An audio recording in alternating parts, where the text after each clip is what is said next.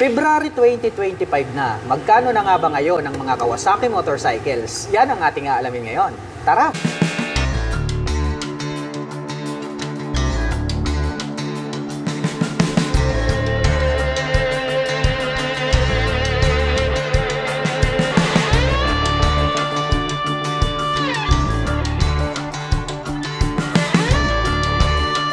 Isa sa nagustuhan ko dito sa kanilang Kawasaki Dominar 400 UG ay talagang napaka-bulky niya, no? Masasabi natin na napakalaki ng kanyang body and design. Well, mapunta muna tayo rito sa kanyang headlight. Dito sa harap, naka-imbose tong part na to. And then pag ating sinilip, no, nagkaroon po siya rito ng napakaraming partition. Inverted telescopic fork, single rotor disc brake. Ang kanya naman pong mags, nagkaroon siya ng two-tone color combination. Mayroon na din po pala siyang USB charging port. Ito po pala ay mayroong 13 liters na fuel tank capacity. Built-in na crash guard. Ito po pala ay equipped with 6-speed manual transmission. Ang ganda rin ng kanyang stitches. No? Wala tayong makikitang tahi rito. Karoon pa po siya rito ng saddle. Pwede na po tayo agad maglagay ng mga top box. Pagdating naman po sa mga sukat ng gulong, ito po ay mayroong 110 by 70-17. Ang kanyang stock tires pang city riding condition. At pagdating naman po sa kanyang engine specifications, ang atin pong Dominar UG ay mayroon pong 400 cubic centimeter engine displacement. Naka 4-stroke single cylinder, naka dual overhead cam. At nakakapag-provide naman po ito ng maximum power na 39.4 HP at 8,650 RPM. Habang nakakapagbigay naman po ito ng maximum torque na 35 Nm at 7,000 RPM. At ang bigat naman po ng motorsiklong ito ay mayroon pong 184 kg. Braking system sa likod, equipped with single rotor disc brake na bilog along with single pot caliper na Vibre. Equipped po siya ng dual channel ABS. At ang presyo po ng Dominar 400 UG ay nagkakahalaga po ng 210,900 pesos. Yan po yung kanyang cash price SRP at included na rin po dyan yung kanyang 3 years registration. At para naman po sa mga balak kumuha ng hulugan, kailangan pong mag-down payment ng 36,800 pesos. At mayroon pa po itong additional na 9,387 pesos para naman po sa kanyang insurance. Ito ay para lamang po doon sa mga kukuha ng hulugan. At pagdating naman po sa kanyang monthly installment, ito po ay mayroong 9,351 pesos sa loob ng 3 taon. Papunta naman po tayo sa mga pantra. Ito po yung mga motorsiklo na pantrabaho, pampasada, pang-service. Lahat na pwede mong gawin. Kumbaga all-in-one po itong mga to. So makikita po natin dito, nandirito po yung kanilang Barako 3. Ito po yung kick version. Ito naman po yung kanilang Barako 3 kick at starter version. So same lang po yan. Ang pagkakaiba lang po nila is yung isa is kick lang. Sisipain mo lang kapag gusto mo po siyang paandarin. Habang ito naman pong kabila is dual option siya. So mas effortless dahil nga pwede mong gamitin yung kanyang electric starter. At ito naman pong kanyang headlight is square type po yan. Tapos nagkaroon po siya ng headlight cover dito na glossy. May nakalagay na Kawasaki dito sa gitna. Dito po located itong kanyang rounded shape na mga turn signals. Gumagamit po ito ng traditional telescopic fork dito sa harapan, silver color, at meron po siyang protection itong kanyang rubber boots para hindi po mapasukan ng dumi itong kanyang front suspension. At ang kanya naman pong braking system dito po sa harapan, ito po ay gumagamit ng mechanical trailing or drum brake. Itong hub na ginamit is glossy black po siya. Of course, dahil ito po ay panghanap buhay na motorsiklo, business type, is naka-spokes rim din po yan. At ito naman pong kanyang meter panel display is gumagamit po siya ng analog, naka-mechanical key ang ignition, at naka-naked handlebar. Ang lapad po nito pong kanyang upuan, saktong-sakto, no, panghanap buhay. Actually, kakasya ang tatlo dyan kung talagang gitgitan at marami kayong mga pasahero. Dahil nga malakas naman po talaga ito pong ating Barako 3 dahil mayroon po itong 175 cubic centimeter engine displacement. At ang presyo po pala nito pong kanilang Barako 3 kick version ay nagkakahalaga po ito ng 96,500 pesos. At kung balak mo naman pong kumuha ng hulugan ay kailangan mo lang pong mag-down payment dito ng 8,800 pesos. Habang ito naman pong kanilang Kawasaki Barako 3 ay nagkakahalaga naman po ito ng 102,500 pesos. So mayroon lang naman po silang kunting price difference dito po sa kanilang kick at electric starter. At kung balak mo naman pong kumuha ng hulugan ay kailangan mo lang pong mag-down payment dito ng 8,800 pesos. Para po dun sa mga price po na aking binanggit, included na po lahat dyan yung kanilang 3 years registration. At dito naman po sa kabila, ito naman po yung kanilang Kawasaki Barako 2. So yung Barako 3, yan po yung ating pinakabago ngayon. Pero yung iba naman po, mas gusto nila yung Barako 2. Kaya nating to worry about dahil meron po kayong mga option na pagpipilian. Meron po tayong available na Barako 3 and then meron po tayong available na Barako 2. Ito naman pong kanilang Barako 2, wala pong pagkakaiba sa design pagdating po sa Barako 3. Ang pagkakaiba lang po nila rito is ito pong kanilang mga decal. The rest, pare-parehas na po sila ng specs and then engine displacement, body and design. Kaya ang babanggitin na lang po natin dito ay yung presyo po nito pong kanilang Barako 2. Ito pong kanilang Barako 2 na kick version ay nagkakahalaga po ito ng 93,000 pesos. So ito po yung kick version. At kung balak mo naman pong kumuha ng hulugan, ay kailangan mo lang pong mag-down payment dito ng 7,800 pesos. Mapunta naman po tayo rito sa kanilang Barako 2 kick at electric starter version. Nagkakahalaga naman po ito ng 97,000 pesos. At kung balak mo naman pong kumuha ng hulugan, ay kailangan mo lang pong mag-down payment dito ng 8,300 pesos. Mayroon pa po kayong additional option dito. And then more affordable yung price tag. Ito naman po yung kanilang Kawasaki Bajaj City version. So mayroon po tayo ritong City 100, mayroon po tayong City 125, at City 150. So ito po, lahat po ng babanggitin ko is magkakapareho po sila sa body and design. Parehas po sila ng headlight, rounded shape yung mga yan hanggang sa 150. Yung kanila pong mga turn signals, pare-parehas po yan na rounded shape, and then bulb type po lahat ang kanilang ginagamit para po sa kanilang turn signals. Pare-parehas po silang naka traditional telescopic fork dito sa harapan, at ang ginagamit po nila para po sa kanilang front braking system ay naka mechanical drilling or ito po yung tinatawag nila na drum brake hanggang dun sa likuran.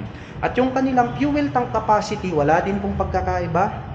Pare-parehas din po yan ng size at ganun din po yung size ng kanyang upuan. Ngayon naman po ay babanggitin natin kung magkano naman po yung presyo nito pong kanilang Kawasaki Bajaj na pang business type na pinaka-affordable. Kung gusto nyo po ng pinaka-matipid, ito po yung bagay sa inyo. Ito pong Kawasaki City 100. At ang presyo naman po nito pong kanilang Kawasaki City 100 ay nagkakahalaga po ito ng 58,700 pesos. At kung balak mo naman pong kumuha ng hulugan, ay kailangan mo lang pong mag-down payment dito ng 2,800 pesos. Dumako naman po tayo rito sa Kawasaki City 125. Ang presyo naman po nito ay nagkakahalaga po ito ng 60,700 pesos. At kung balak mo naman pong kumuha ng hulugan, ay kailangan mo lang pong mag-down payment dito ng 2,800 pesos. At ang kanila pong big brother, ito po yung pinakamalakas sa lahat, ang Kawasaki City 150. Ito po ay nagkakahalaga ng 71,500 pesos. At kung balak mo naman pong kumuha ng hulugan, ay kailangan mo lang pong mag-down payment ng 2,800 pesos. Ito naman po ang pinakabagong Kawasaki Brusky 125. Para po sa mga hindi pa nakakaalam, ito po ay in collaboration with Modenas. Ngayon naman ay pagmasdan natin ito pong kanyang headlight design. Dito po sa bandang itaas, mayroon po siya ritong split na daytime running light at mayroon pa po siyang additional na lights dyan sa bandang itaas. At dito po sa bandang ibaba, ito po yung kanyang main headlight. Maporma din po at maangas ang dating nito pong kanyang lighting system. At dito po sa bandang itaas, nagkaroon po siya ng arrow dito, and then nagkaroon po siya ng honeycomb design dito po sa magkabila. At dito naman po sa kanyang handlebar cover, nagkaroon ng touch ng carbon dito po sa magkabila. At may tatak naman po na Modenas dito po sa bandang itaas. Mapunta naman po tayo rito sa kanyang side cover. May nakalagay po rito na Modenas, 125 ang kanyang engine displacement, at ito po ay naka-fuel injected na po ang kanyang engine. Ngunit ang kanya pong cooling system, ito po ay naka-air cooled. At ang laki din po nito pong kanyang decal rito na combination ng red, white, and then black. At nakalagay naman po dyan yung kanyang model name na Brusky. Ito naman pong kanyang upuan, malapad din po siya. And then yung kanyang seat cover is black color po siya. Ito naman pong kanyang grab bar is silver color po siya. Mapunta naman po tayo rito po sa kanyang front suspension. Ito po ay gumagamit ng traditional na telescopic fork, silver color, Ganon din po ito pong kanyang mag wheel. Same din po sila ng kulay na silver color. At ang sukat naman po ng kanyang gulong rito po sa harapan, ito po ay mayroong sukat na 80 by 90-14. Pang city riding condition, ito pong kanyang stock tires. Silipin naman po natin itong kanyang meter panel display. Combination po pala ito ng analog at saka digital. Mayroon naman po itong 2 front pocket sa magkabila. Mayroon din po siyang utility hook dito sa gitna. At pagdating naman po rito po sa kanyang ignition, gumagamit po ito ng mechanical key. At ang kagandahan niyan ay included na po pala rito yung kanyang seat opener. Malawak din po itong kanyang footboard or ito po yung kanyang gulay board. Mapunta naman po tayo rito po sa kanyang taillight, patulis, maganda rin pong pagkakadesign. At ang kagandahan niyan, included na po dito ito pong kanyang turn signals. Pagdating naman po rito sa kanyang rear suspension, ito po pala ay gumagamit ng single shock absorber. Yung coil spring na ginamit is glossy black po siya. At ito po ay mayroong mechanical trailing or drum brake para po dito sa kanyang rear braking system. At ito pong kanyang cast wheel is silver color po siya. At ang sukat naman po ng kanyang gulong rito po sa bandang likuran ay may sukat na 90 by 90-14. Ito pong kanyang stock na muffler, no, may pagkakahawig sa click 125 kaya maporma po. At maangas ito pong kanyang stock pipe. Mayroon po itong single exhaust. Combination naman po ng black at silver ito pong kanyang tip. At mayroon din po siya ritong brace na silver color.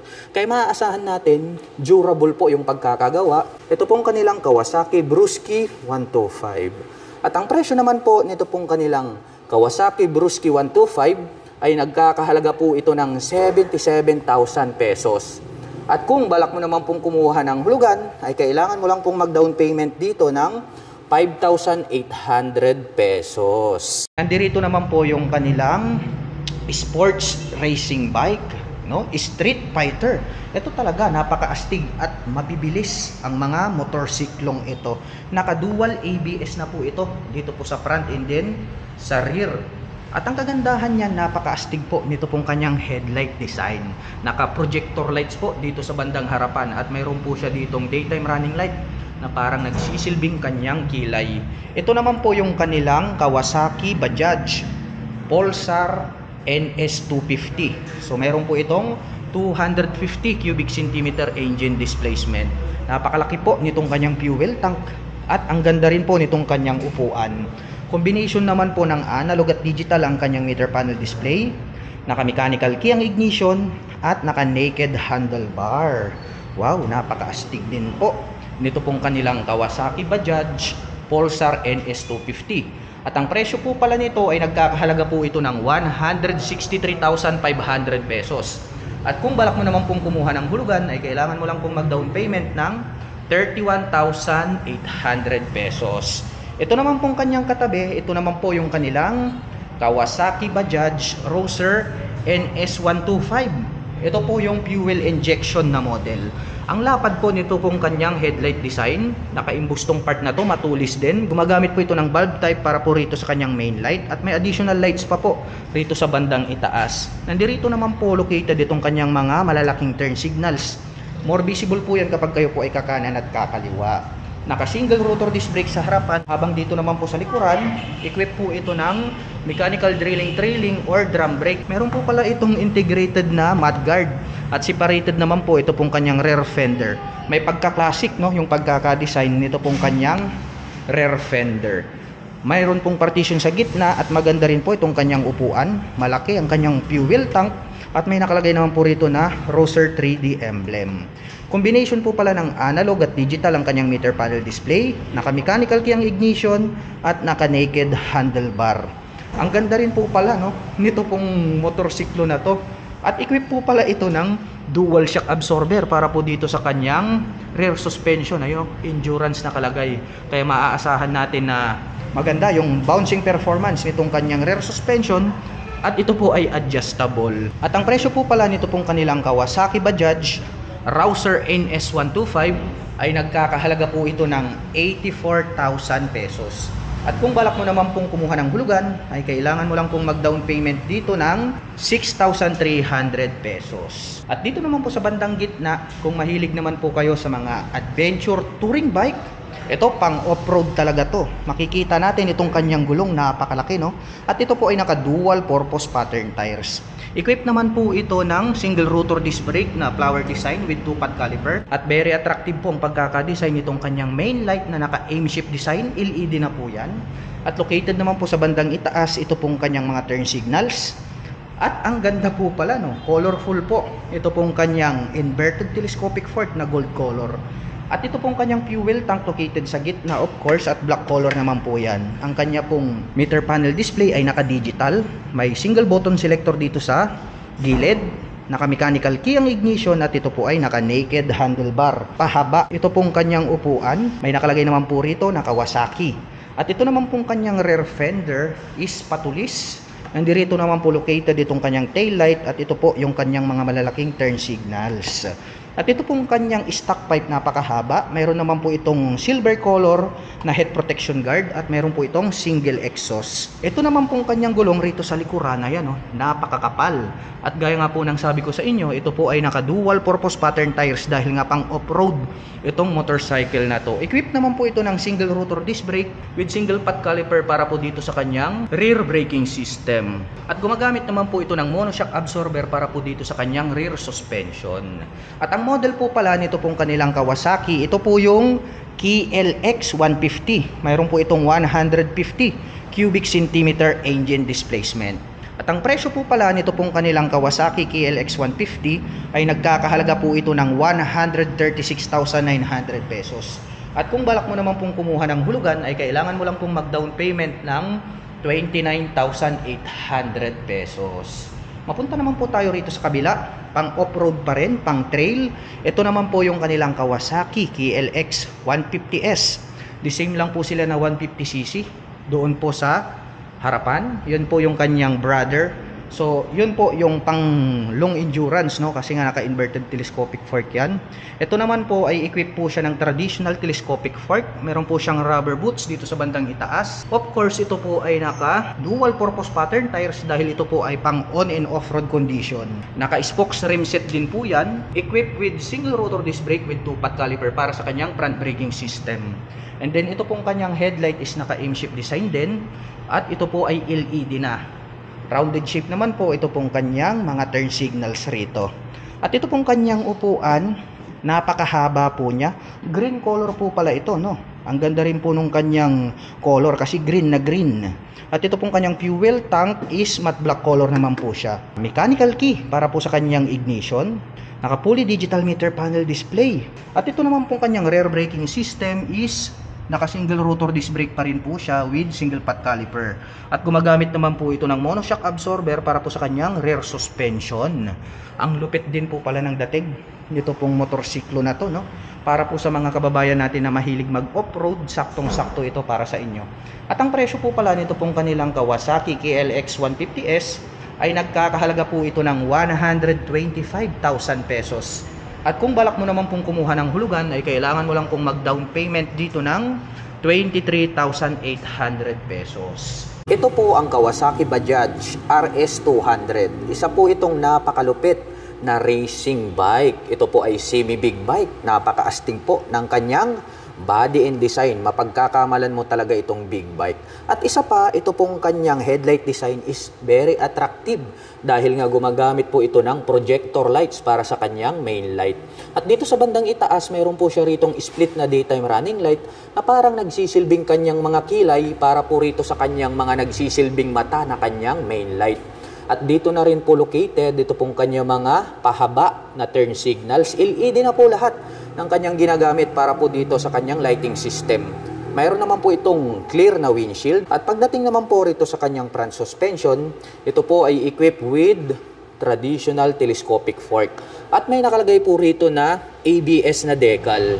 Ito po pala mga ka-LM is naka dual channel ABS. Magmula po rito sa harapan hanggang doon sa likuran. Ang kagandahan naman po niyan ay nakakapagbigay po yan ng smooth na braking power. Naka single rotor disc brake na flower design with 2-pot caliper na vibre. At ang size naman po ng kanyang gulong rito po sa harapan ay mayroong sukat na 100 by 80-17. May touch pala ng carbon ito pong kanyang front fender. Well, dumako naman po tayo rito sa kanyang digital meter panel display.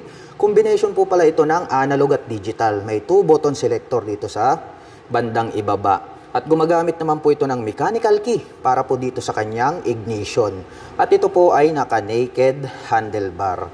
At napaka-astig. Ang laki po pala nitong kanyang fuel tank. May nakalagay naman po rito na 3D emblem na Rouser. At dito po sa bandang ibaba, ito pong kanyang side cover is napaka-maskulado ng pagkaka-design. Meron po siya ritong carbon finish na parang arrow, which is very attractive sa ating mga paningin. At ito naman po ay mayroong 6-speed manual transmission. At mayroon po siyang honeycomb design dito po sa kanyang side cover. Ito pong kanyang upuan, napakaganda rin, no? Dahil medyo mas mataas po yung upper part nito pong upuan para po sa ating back rider. And then black color naman po ito pong kanyang seat cover. Mapunta naman po tayo rito sa kanyang swing arm. Square type naman po na metal swing arm yung kanilang ginamit. At ang kanya naman pong rear suspension ay equip po ito ng monoshock absorber na may canister. At ang kagandahan niyan is adjustable po siya. Meron naman pong susian rito na kung saan ay pwede po nating buksan itong upper part nitong ating upuan. At ang kagandahan dito, ito po palang kanyang tail light is nandirito po siya sa kanyang rear fender, which is very unique, no?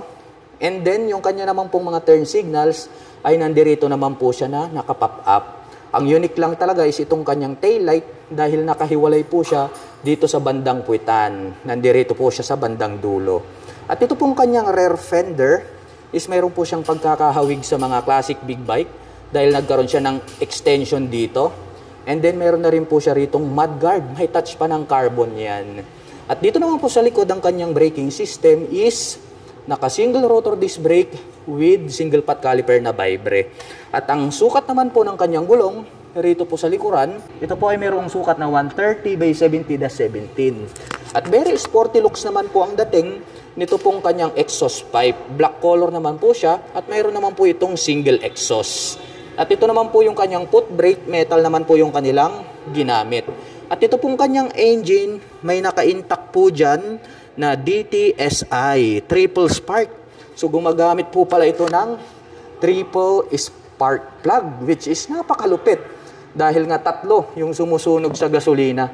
Kaya nakakapag-provide po siya ng more power. At ang presyo po nito pong kanilang Kawasaki Bajaj RS200 ABS version ay nagkakahalaga po ito ng 151,500 pesos. At kung balak mo naman pong kumuha ng hulugan, ay kailangan mo lang pong mag-down payment dito ng 18,800 pesos. At para naman po sa mga nakapanood sa video na ito at interesado pong maglabas ng mga Kawasaki motorcycles, ay maaari nyo po akong i-PM at i-message. At ako na din po ang magre-recommend ng pinakamalapit na Guanzon Kawasaki dealer sa inyong lugar para hindi na rin po kayo mahirapan. Hanggang sa muli, kita-kits po tayo sa mga susunod na video updates. Bye-bye!